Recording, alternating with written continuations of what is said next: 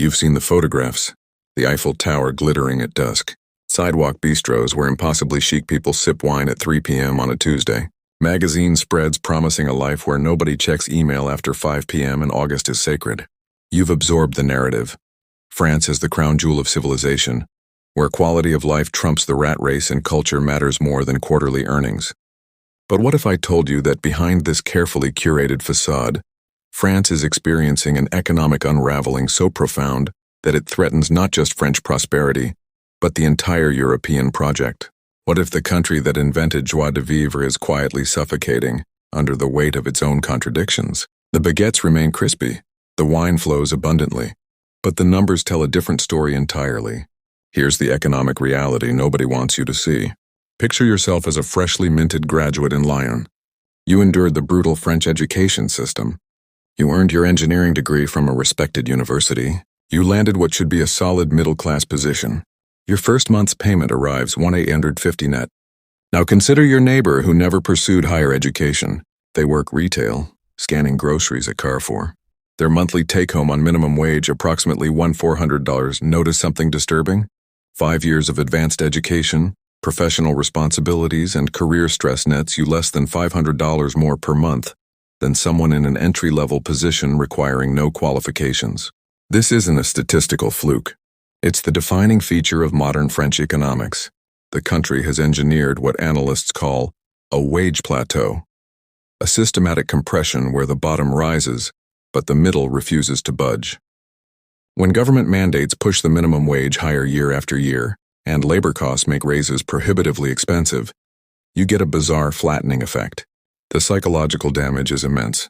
Why pursue excellence when excellence barely pays? Why shoulder responsibility when responsibility offers minimal reward? France has inadvertently created an economic structure that punishes ambition and rewards mere participation. In major cities, this wage reality collides brutally with housing costs. A cramped studio in Paris easily consumes $1,300 monthly. On that median salary, you're not building a life in the capital. You're treading water while slowly drowning. The comfortable middle class becomes a memory, replaced by an endless cohort of educated professionals who cannot afford the lifestyle their parents took for granted. Drive northeast from the perfume boutiques and designer flagship stores, and you'll discover something that rarely makes the tourism brochures: the industrial graveyard of France. Shuttered textile mills, abandoned steel plants, towns where the largest employer used to be a factory floor that hummed with 2,000 workers, now replaced by a distribution warehouse employing 50 people on temporary contracts. France didn't just deindustrialize, it committed industrial suicide with remarkable speed. Manufacturing now represents barely 10% of national output, compared to nearly 20% in Germany. The strategic decision was deliberate. Factories were yesterday, and France would become a service economy, a nation of designers, consultants, and luxury brand curators. This worked beautifully for the 8th arrondissement in Paris. For the rest of France, catastrophic. When factories disappear, so do the well-compensated working-class jobs that historically built the middle class in non-urban areas. The towns surrounding these industrial centers become economic dead zones.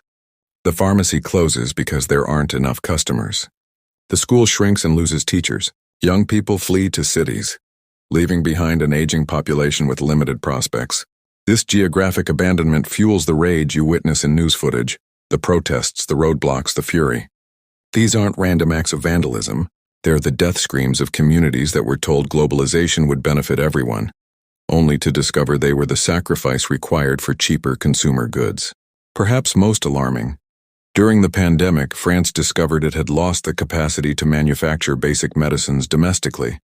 A nation that produced scientific pioneers like Pasteur found itself begging foreign suppliers for common painkillers. That's not just economic weakness, it's strategic vulnerability. Let's address the national balance sheet because this is where things get genuinely frightening. France's public debt now exceeds 113% of GDP. Under European Union guidelines, member states are supposed to maintain debt below 60%. France hasn't seen that level in more than 3 decades. Even more telling, France hasn't balanced its budget since the mid-1970s, not once. For 50 consecutive years, the government has spent beyond its means, regardless of which political faction held power. Where does this borrowed money go? Not into infrastructure renewal, Roads and bridges are deteriorating. Not into military capability. France increasingly depends on NATO. The overwhelming majority flows into social programs.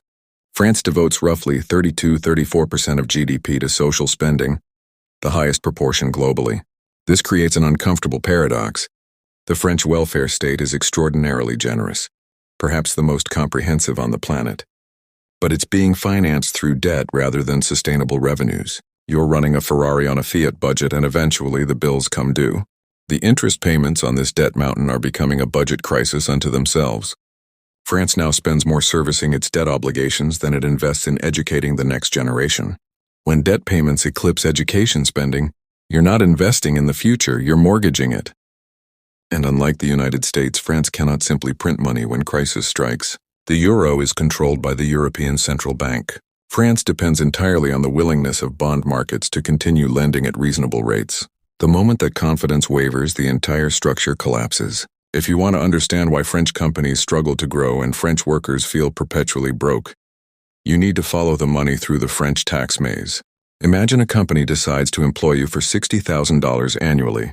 That's the total they're willing to spend on your labor. But you never see $60,000. First, employer-side contributions vanish into social charges.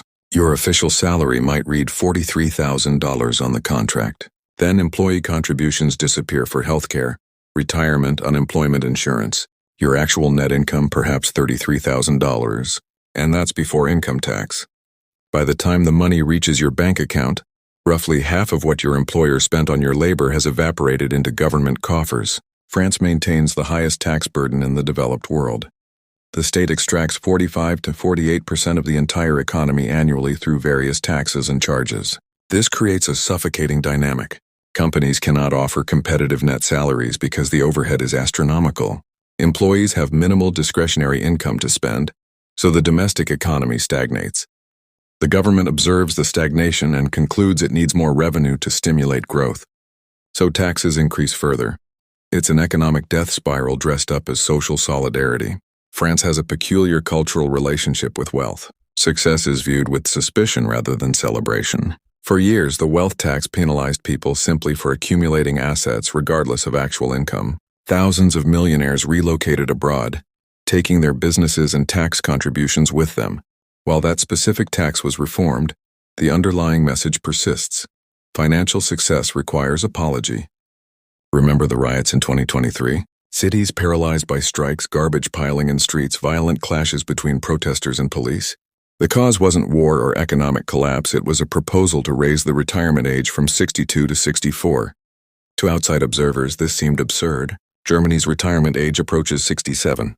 Most developed nations are gradually extending working years. But in France, asking citizens to work 2 additional years provoked a near-revolutionary response. Here's the uncomfortable reality protesters avoid confronting. The French pension system is demographically unsustainable. It's a pay-as-you-go structure, meaning your contributions today don't fund your future retirement. They're immediately transferred to current retirees. This worked magnificently when 4 workers supported each retiree. Today that ratio has collapsed to roughly 1.7 workers per retiree, and it's declining. The math is brutal and non-negotiable. An expanding elderly population with longer lifespans, supported by a shrinking pool of young workers earning compressed wages. The system bleeds billions annually, and every proposed fix is politically toxic. Young French workers increasingly recognize they're paying into a system that likely won't be there for them. They're financing generous retirements for the boomer generation, while facing the prospect of working until they die. It's intergenerational wealth transfer disguised as social solidarity. Walk into tech companies in London, financial firms in Zurich, or research labs in Silicon Valley, and you'll encounter a striking pattern. French surnames everywhere. France produces exceptional talent. The elite education system, particularly the Grandes Écoles, creates world-class engineers, scientists, and entrepreneurs. But France cannot retain them. This brain drain represents perhaps the most damaging long-term trend. Consider the calculation facing a talented AI researcher. Stay in France. Earn $45,000 annually. Surrender half to taxes. Struggle to find affordable housing. Navigate rigid hierarchies where promotions take decades. Or relocate to California or Switzerland. earn 150,000 plus, face lower tax burdens, live comfortably, and lead projects immediately. This isn't a difficult decision. Estimates suggest 2.5 to 3 million French citizens live abroad, not a random sample, but the ambitious, the innovative, the risk-takers. France effectively operates as a talent incubator for other nations. French taxpayers fund expensive education, then watch graduates build their careers in companies elsewhere. This explains why France produces no equivalents to Google, Amazon, or Microsoft. The founders left before building them. French talent created Snowflake in America. The CEO of Moderna is French, the company is American. France subsidizes global innovation, then wonders why domestic dynamism withers. For decades, the implicit French social contract was clear. We take half your income but deliver world-class public services. Healthcare without bills. Fast trains. Excellent schools. That contract is quietly dissolving. Visit a French emergency room today. Wait times stretch to 10, 15, sometimes 20 hours. Rural areas have become medical deserts where finding a general practitioner is nearly impossible.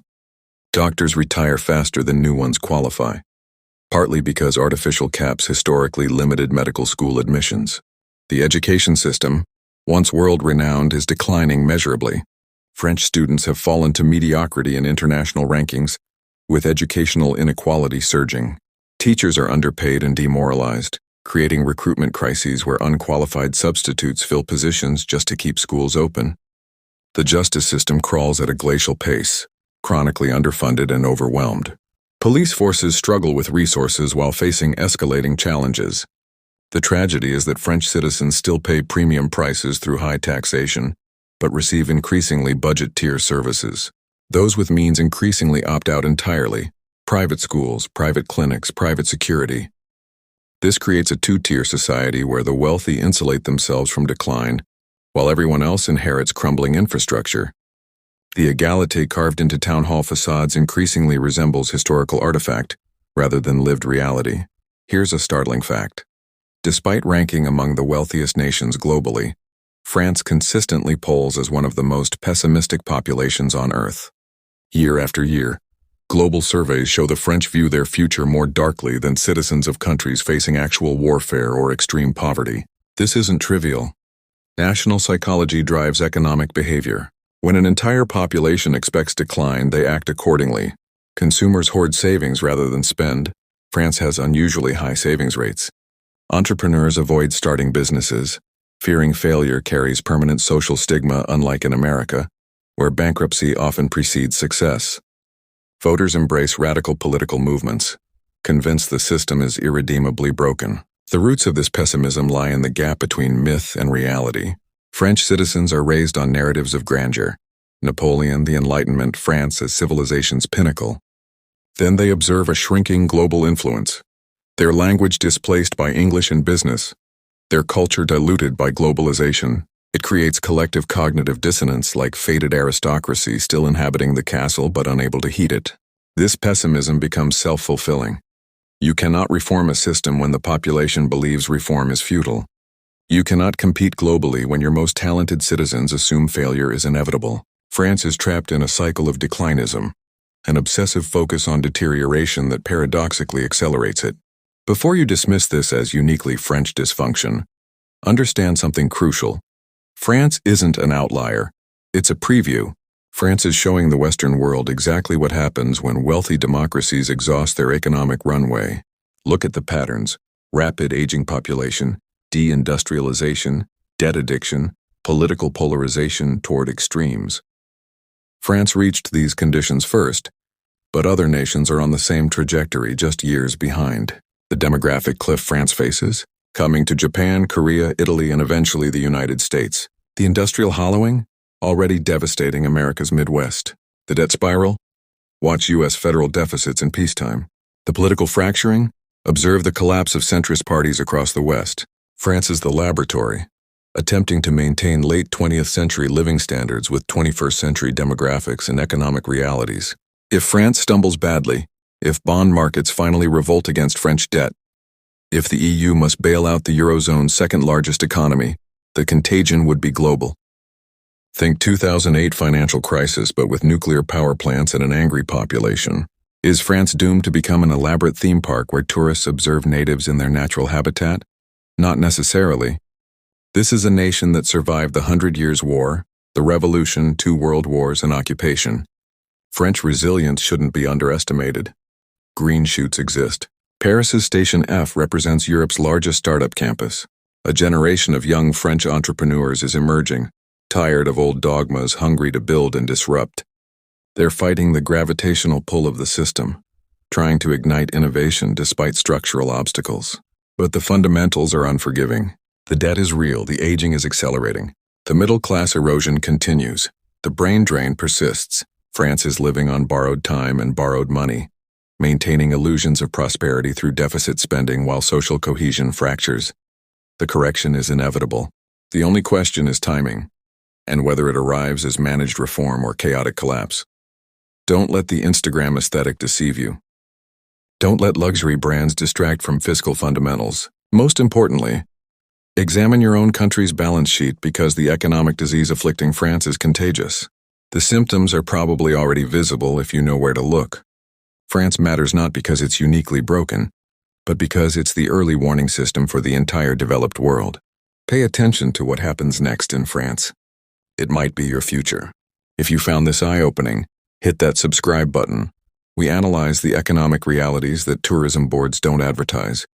Drop a comment.